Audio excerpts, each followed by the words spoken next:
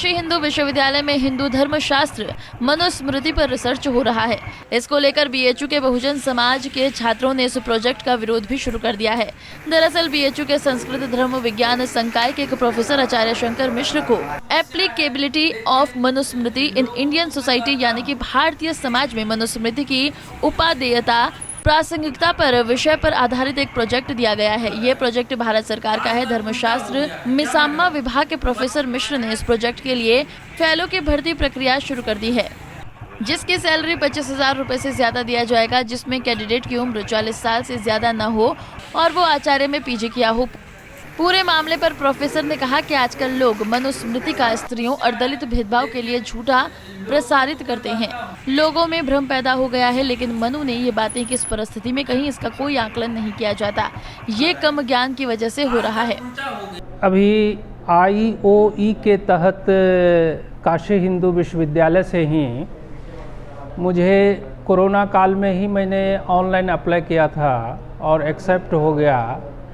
ये परियोजना का टॉपिक था applicability of Manusmriti in Indian society, Bharatiya Samaj में मनुस्मृति की प्रयोज्यता या उपादेयता।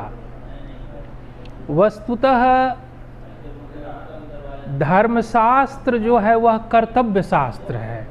धर्म का अर्थ होता है कर्तव्य, और कहीं न कहीं विगत 2-3 दशक से विशेषकर भारत में जिस प्रकार मानवीय मूल्यों का ह्रास हो रहा है, वह मानव मात्र के लिए एक गंभीर चिंता का विषय है।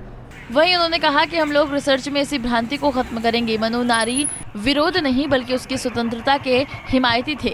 यदि कोई विधवा हो जाती है तो समाज उसे ठीक नजर से नहीं देखता था। आजकल ढोल गंवार वाले श्लोक पर भी लोग कंफ्यूज हैं। प्रोफेसर मिश्र ने कहा कि भारत में जिस प्रकार मानवीय मूल्यों का ह्रास हो रहा है वो गंभीर चिंता का विषय है। हम लोग अपने धर्म कर्म से अलग हो रहे हैं, कर्तव्य से विमुख होते जा रहे हैं। ऐसे संक्रमण काल में मेरे मन में आया धर्मशास्त्र को सरल शब्दों में लोगों के सामने पेश किया जाए, ताकि धर्म उपदेश, वर्ण व्यवस्था और आश्रम व्यवस्था का सही एक्सप्लेनेशन कर सके, आम इंसान उसका पालन कर सके। वो विधवा हो गई है और उसको कहा जा रहा है या तो यह पुत्र के साथ रहे, पुत्र नहीं हो तो अपने सगे संबंधी के साथ रहे, या नहीं तो अपने किसी रिश्तेदार के साथ रहे।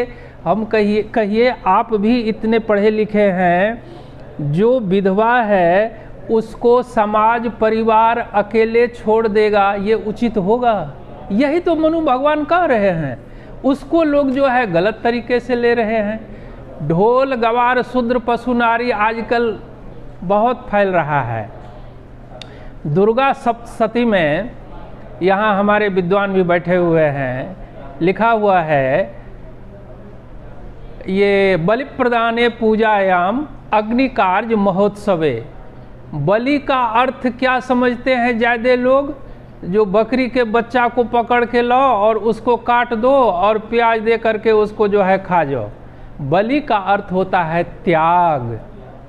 उन्होंने कहा है त्याग करना सीखिए। ये जो है ढोल गवार शूद्र पशु नारी, ये सब ताड़न के अधिकारी। ताड़न शब्द का अर्थ है बनाना, संभालना, संभालना, उनको सही शिक्षा देना। वहीं प्रोफेसर मिश्र ने बताया कि गीता में भगवान कृष्ण ने कहा है कि चतुर्वर्ण मया षटः गुण कर्म विभागशः, यानी कि भगवान ने कहा है कि चारों वर्णों की मैंने सृष्टि की है। आदमी का मुख देखकर वर्ण व्यवस्था नहीं बनाई। ह्यूमन एबिलिटी और नॉलेज को देखते हुए ब्राह्मण, क्षत्रिय, वैश्य और शूद्र 4 वर्णों में विभाजन किया है। धर्मशास्त्र का जो सदुपदेश है, धर्मशास्त्र का जो वर्ण व्यवस्था है, धर्मशास्त्र का जो आश्रम व्यवस्था है, उसकी समुचित व्याख्या लोग कर सकें और उसका जो है अपने जीवन में उसका परिपालन कर सकें। क्योंकि गीता में भगवान कहते हैं चातुर्वर्ण्यम मया सृष्टम गुण कर्म विभागशः। चारों वर्णों की मैंने सृष्टि की है, और वह जो है सृष्टि ऐसे नहीं जो है मुंह देख के नहीं। हमने मनुष्य की एबिलिटी और नॉलेज को ध्यान में रख करके हमने ब्राह्मण, क्षत्रिय, वैश्य और शूद्र इन 4 वर्णों में उसको विभाजित किया। वहीं अब इसका विरोध किया जा रहा है। विरोध करने वाले छात्र अजय कुमार भारती ने कहा कि मनुस्मृति पर मिले प्रोजेक्ट का हम लोग विरोध करते हैं।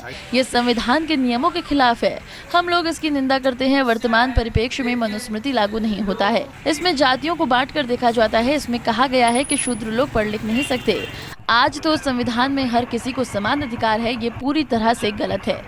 जैसा कि पता है कि एक प्रोजेक्ट आया है काशी हिंदू विश्वविद्यालय की साइट पे, जो टेम्प्रेरी है। मनुस्मृति पर एक प्रोजेक्ट आया, रिसर्च करा रहे हैं। और जो वर्तमान परिप्रेक्ष्य में देखा जाए तो जो मनुस्मृति है वो कतई लागू नहीं होता है, क्योंकि देश संविधान से चलता है और संवैधानिक मूल्यों से चलता है। और वर्तमान परिप्रेक्ष्य में देखा जाए तो मनुस्मृति उच्च नीची ब्राह्मण, क्षत्रिय, वैश्य, शूद्र के हिसाब से गाड़ी मनुस्मृति के अनुसार ये होना चाहिए। लेकिन संवैधानिक जो नियम है और संविधान के हिसाब से ओबीसी, एससी, एसटी सबको समान अधिकार, शिक्षा का अधिकार देता है और सबको पढ़ने लिखने का अधिकार देता है। बता दें कि अब इस मामले में धीरे धीरे विरोध बढ़ता जा रहा है। अब देखना होगा कि क्या प्रशासन इस विरोध को देखकर रिसर्च को रोकता है या फिर ये रिसर्च जारी रहेगा। बता दें कि पिछले कई दिनों से ही रामचरितमानस पर भी विवाद हो रहा है।